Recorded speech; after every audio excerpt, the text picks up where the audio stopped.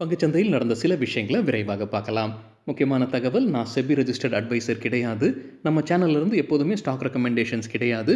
YouTube channel மட்டும் இல்லைங்க, மற்ற சோஷியல் மீடியா பிளாட்ஃபார்மான இன்ஸ்டாகிராம், வாட்ஸ்அப், டெலிகிராம்ல இருந்து கூட நாம ஸ்டாக் ரெக்கமெண்டேஷன்ஸ் வழங்குவதில்லை. மேலும் பணத்தை வாங்கிட்டு எந்த சேவையும் வழங்குவது இல்லை.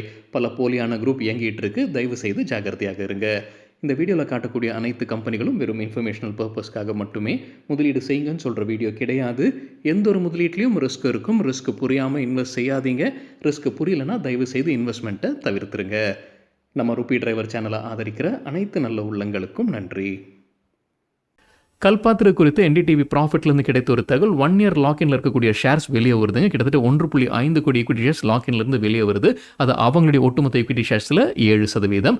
லாக்இன்ல இருக்கும்போது ஷேர்ஸ் கண்டிப்பாக ட்ரேடிங்க்கு வராது. ஆனால் லாக்இன்லேருந்து வெளியே வந்துச்சுன்னா ட்ரேடிங்க்கு வருவதற்கான வாய்ப்புகள் இருக்குது.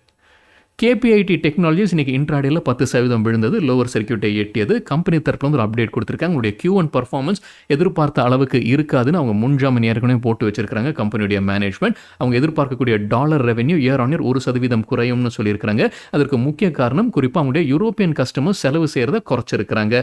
இரண்டாவது பாதி நிதியாண்டு 2027 இரண்டாவது பாதியில் பெட்டர் பர்ஃபார்மன்ஸ் இருப்பதற்கான வாய்ப்புகள் இருக்குன்னு கேபிஐடியுடைய மேனேஜ்மெண்ட் தெரிவிச்சிருக்கிறாங்க. கிளென்மார்க் ஃபார்மா தரப்பு அப்டேட் இருக்கு. கம்பெனியுடைய கோவா ஆலையில் United States Food and Drug Administration June 22 முதல் ஜூன் 30 வரைக்கும் ஆய்வு நடத்தியிருந்திருக்கிறாங்க. 6 அப்சர்வேஷன்ஸ் வழங்கியிருக்கிறாங்க. விரைவில் சரி செய்யப்படும்னு சொல்லியிருக்கிறாங்க Glenmark pharma. DMart, avenue super மார்ட், பொள்ளாச்சியில் அவங்களுடைய ஒரு புது கடையை திறந்திருக்கிறாங்க. இதை சேர்த்து இப்போ கம்பெனி கைவசம் 503 கடைகள் இருக்கு. எஸ்காட்ச் குபூட்டா ஜூன் மாதத்திற்கான சேல்ஸ் டேட்டாவை வெளியிட்டிருக்கிறாங்க. இன்ட்ராடேல 3% அதிகரித்தது. ஒட்டுமொத்த sales 13,695 units, year on year 19% அதிகரித்தது. ஏற்றுமதி 523 யூனிட்ஸ், இயர் ஆன் இயர் 4% அதிகரித்தது. கியூபிட் தரப்பு வந்து அப்டேட் இருக்கு. உங்களுடைய Q1 பிஸ்னஸ் அப்டேட் அவங்க கொடுத்துருக்காங்க. இன்னைக்கு இன்ட்ராடேல 2% அதிகரித்தது. Q1 உடைய ரெவென்யூ அவங்க எதிர்பார்ப்பது 150 கோடி ரூபாய்க்கு மேலே போகும்னு சொல்லியிருக்கிறாங்க. நிதியாண்டு 2027 கைடன்ஸையும் அவங்க உயர்த்தி இருக்கிறாங்க. முன்ன சொன்னது 600 கோடி ரூபாய், புது கைடன்ஸ் 660 கோடி ரூபாய் வருவாய் கிடைக்கும்னு அவங்க சொல்லியிருக்கிறாங்க.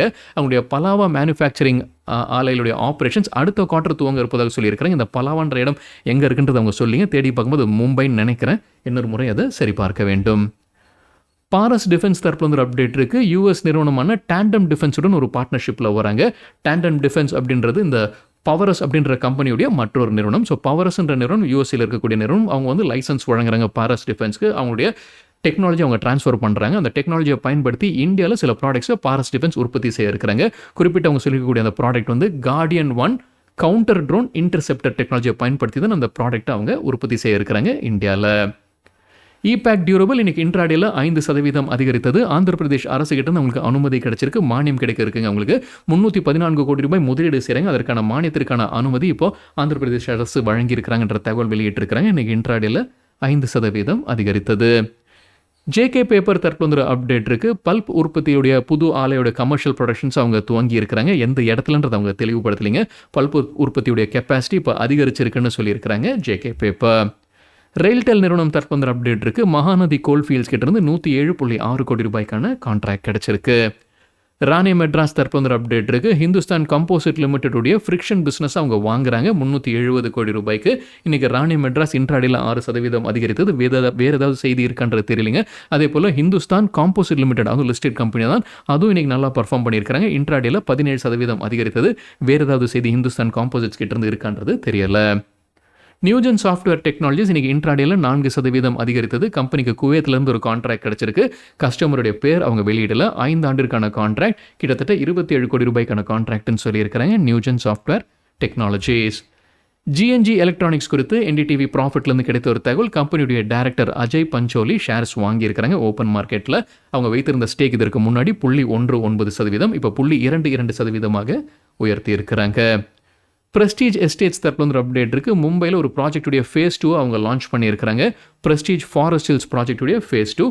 இது வழியாக கம்பெனிக்கு 2200 கோடி ரூபாய் வருவாய் கிடைப்பதற்கான வாய்ப்புகள் இருக்குன்னு சொல்லியிருக்கிறாங்க பிரஸ்டீஜ் எஸ்டேட்ஸ். பந்தன் பேங்க் தரப்புல வந்து அப்டேட் இருக்கு. கம்பெனியுடைய ஹவுசிங் ஃபைனான்ஸ் நான் பர்ஃபார்மிங் அசெட்ஸ் லோன்ஸை விற்பனை செய்திருக்கிறாங்க. ஒரு அசெட் ரீகன்ஸ்ட்ரக்ஷன் கம்பெனிக்கு தான் விற்பனை செய்திருக்கிறாங்க.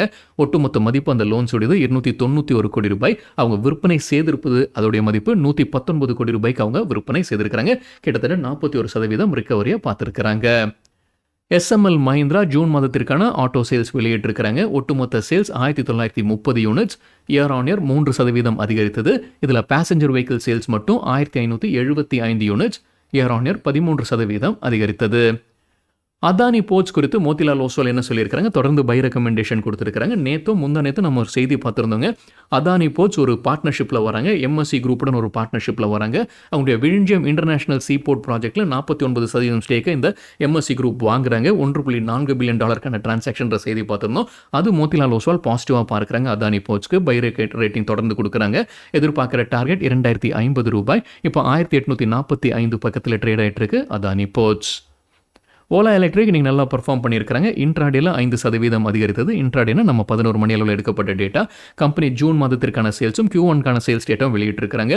ஜூனில் 16,144 யூனிட்ஸ் ரெஜிஸ்ட்ரேஷன் ஆயிருக்கு வாகனில். Q1 பார்க்கும்போது 43,719 units. Quarter on quarter compare பண்ணும்போது 2 மடங்கு கிட்டத்தட்ட ஆகியிருப்பதாக சொல்லியிருக்கிறாங்க ஓலா எலக்ட்ரிக். நெஸ்லே குறித்து 2 அப்டேட். முதல் அப்டேட் NDTV ப்ராஃபிட்லேருந்து கிடைத்தது. அவங்களுடைய மேகியோடைய விலையை அவங்க உயர்த்துறாங்க மறைமுகமாக. அதாவது அந்த பேக்கெட்டில் விலையில் எந்த மாற்றமும் இல்லைங்க, ஆனால் வெயிட்டை குறைக்கிறாங்க, கிராம்ஸை குறைக்கிறாங்க. 7லிருந்து 9% வரைக்கும் குறைக்கிறாங்கன்ற தகவல் NDTV ப்ராஃபிட்டில் கொடுத்துருக்காங்க. உதாரணத்திற்கு அவங்களுடைய $7 பேக் இருக்குது, அது 35 கிராம்ஸ், இப்போ அது 32 கிராமாக குறையும். அதே போல் $10 பேக்கெட் இருக்குன்னு நினைக்கிறேங்க, அது 52 கிராம்ஸ், அது 48 கிராம்ஸாக குறையும். ஸோ உதாரணங்களும் கொடுத்துருக்காங்க. ஸோ அவங்க மறைமுகமாக விலையை ஏற்றுறாங்க நெஸ்லே குறித்து மற்றொரு அப்டேட் என்னன்னா, ஆர்டிஃபிஷியல் கலரை இனி பயன்படுத்த போகிறது இல்லை. 2026 இறுதிக்குள்ளே இதை கொண்டு வர இருக்கிறாங்க. ஸோ அவங்களுடைய அனைத்து ப்ராடக்ட்ஸ்லேருந்தும் ஆர்டிஃபிஷியல் கலர்ஸ் அவங்க நீக்க இருக்கிறாங்க. ஒரு பாசிட்டிவாக பார்க்கப்படுதுங்க. ஆனால் அவங்க யூஎஸ்ல ஏற்கனவே இது செய்திருக்கிறாங்கன்னு நினைக்கிறாங்க. அது இன்னொரு முறை சரி பார்க்க வேண்டும். ஸோ உலகம் முழுவதும் இருக்கக்கூடிய அவங்களுடைய ப்ராடக்ட்ஸ்லேருந்து இப்போ இந்த ஆர்டிஃபிஷியல் கலர் யூசேஜை நிறுத்த இருப்பதாக சொல்லியிருக்கிறாங்க நெஸ்லே 2026 இறுதிக்குள்ளார. சாந்தி கோல்ட் இன்டர்நேஷனல் தரப்பு வந்து அப்டேட் இருக்குது. கம்பெனி ஃபண்ட் ரைசிங் நடத்த இருக்கிறாங்க. ரைட்ஸ் இஷ்யூ வழியாக $100 கோடி ஃபண்ட் ரைசிங் நடத்த இருக்கிறாங்க. ரைட்ஸ் இஷ்யூக்கான மற்ற தகவல் எதுவும் அவங்க வெளியிடலைங்க, பின்னர் வெளியிடுவாங்கன்றதான் எதிர்பார்ப்பு. ரைட்ஸ் இஷ்யூனா என்ன அப்படின்னு நம்ம பேர் ஒரு வீடியோவில் டீட்டெயிலாக பேசியிருக்கோம். ஒரு கம்பெனி ரைட்ஸ் இஷ்யூ அறிவிச்சாங்கன்னா ஷேர் ஹோல்டர்ஸ் ஆகிய நாம் சில விஷயங்களை செய்யணும், செய்யாமல் விட்டோம்னா நமக்கு நஷ்டம் இருக்குங்க. ரைட்ஸ் இஷ்யூ குறித்தான வீடியோட லிங்க் இந்த வீடியோட டிஸ்கிரிப்ஷனில் இருக்குது. மத்திய அரசு சில முக்கியமான பெட்ரோகெமிக்கல் ப்ராடக்ட்ஸ்க்கு விதித்திருந்த 0 கஸ்டம்ஸ் டியூட்டி எக்ஸம்ஷனை நீட்டிச்சிருக்கிறாங்க. 40 கிரிட்டிக்கல் பெட்ரோகெமிக்கல் ப்ராடக்ட்ஸ் இதனால் பயன்பெற இருக்குது. ஜூலை 15ஆம் தேதி வரைக்கும் நீட்டிச்சிருக்கிறாங்க. இதை வந்து ஏப்ரல் 2ஆம் தேதி தான் இந்த விளக்கை கொண்டு வந்திருந்தாங்க. அப்போ சொன்னது ஜூன் 30 வரைக்கும் தானே, இப்போ அது ஜூலை 15ஆம் தேதி வரைக்கும் நீட்டிச்சிருக்கிறாங்க. எந்தெந்த செக்டர்ஸ் இதனால் பயன்பெற இருக்குன்னா, டெக்ஸ்டைல், பிளாஸ்டிக்ஸ், பேக்கேஜிங், ஃபார்மா மற்றும் ஆட்டோமோட்டிவ் செக்டர் பயன்பெறுவதற்கான வாய்ப்புகள் இருக்குன்னு பத்திரிகையில் செய்தி வெளியாகி இருக்கு. மத்திய அரசு ஸ்மால் சேவிங் ஸ்கீம்ஸுடைய இன்ட்ரெஸ்ட் ரேட்டில் எந்த மாற்றமும் செய்யாமல் விட்டுருக்கிறாங்க. இது இப்போ இருக்கக்கூடிய குவார்ட்டருங்க, அதாவது ஜூலை, ஆகஸ்ட், செப்டம்பர் குவார்ட்டருக்கான இன்ட்ரெஸ்ட் ரேட்டில் எந்த மாற்றமும் செய்யாமல் அப்படியே விட்டுருக்காங்க ஸ்மால் சேவிங் ஸ்கீம்ஸ்க்கு.